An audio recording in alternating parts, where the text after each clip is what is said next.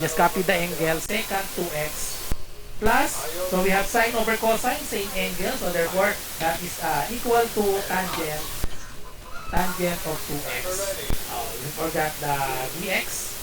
Okay, so write the dx. And then now we have direct formula for secant. Di, may sec 2 dx x dx pala siya.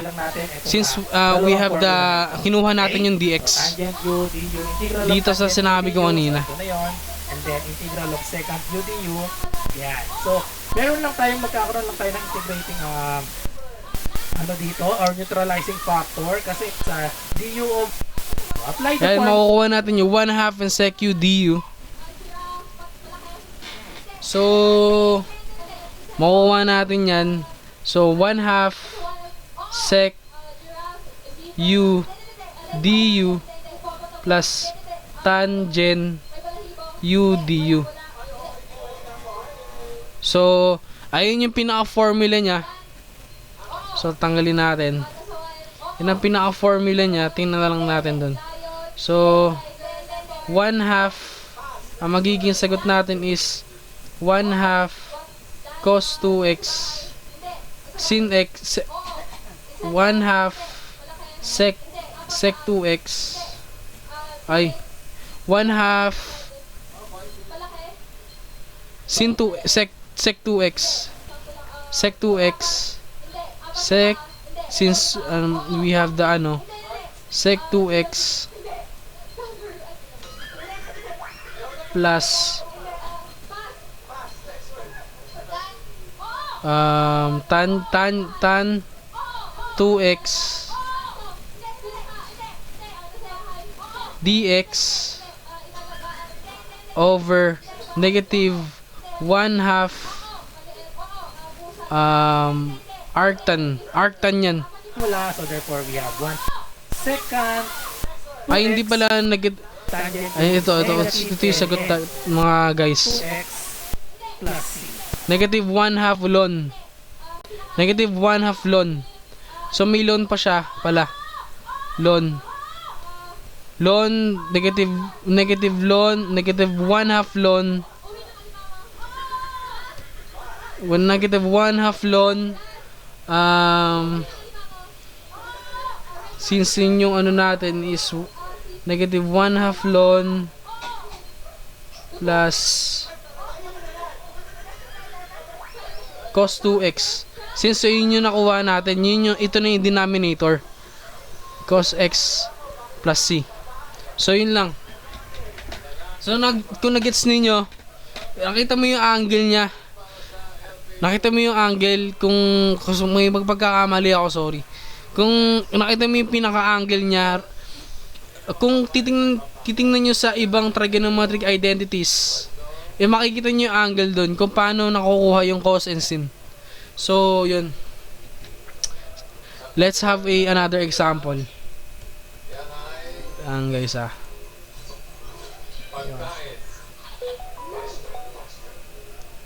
Panoorin muna natin to.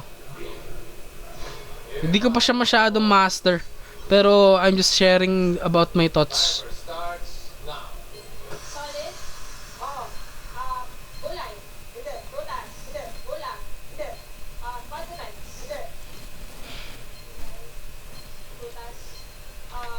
Okay, huwag kakalimutan ang may plus lagi tayo. Okay, so next, number 3. So integral of 1 plus secant squared x dx. So since we have the exponent of square, so therefore just So since we have 1 plus sec x 2 dx, yan to.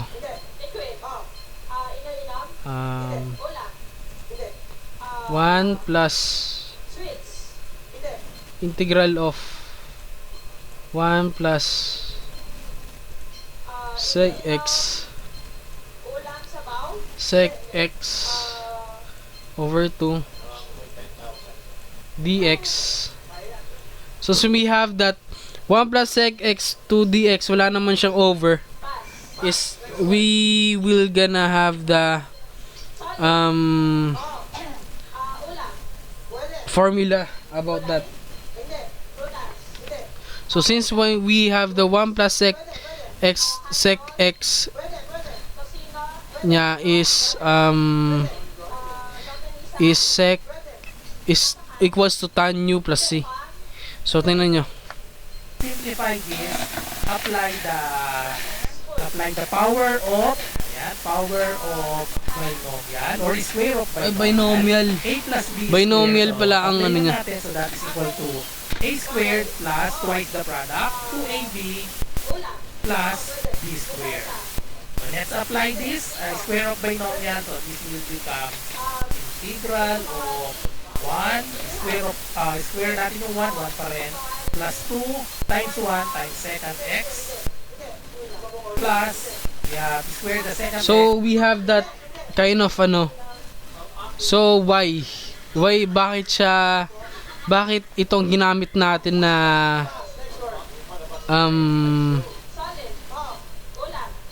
ito ginamit natin na because is a plus b ito a plus b a plus b wala akong lagay.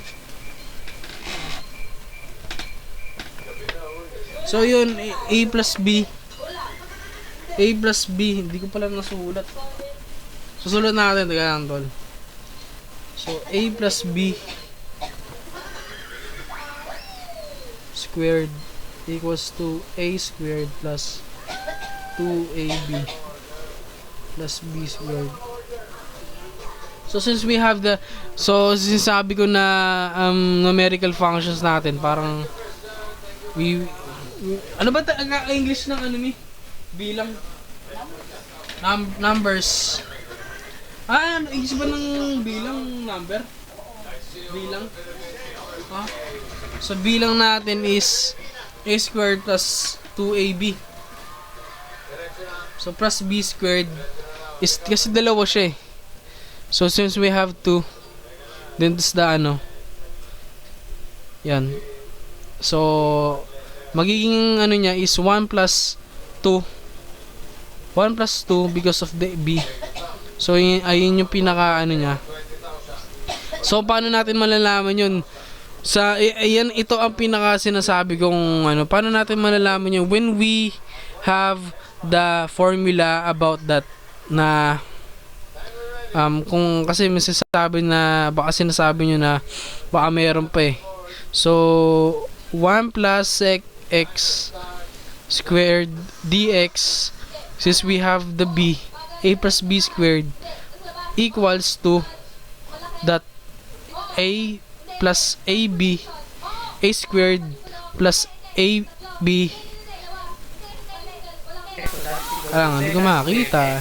Ayan, a plus 2ab, a plus 2ab, yan, 2.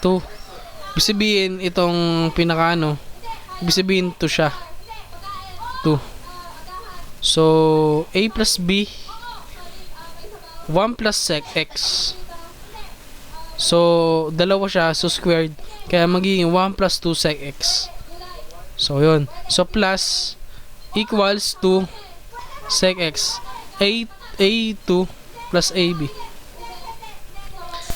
Okay, so let's just distribute the dx. So therefore we have integral of plus secant A2 plus AB. A2 plus AB. Sec 2x.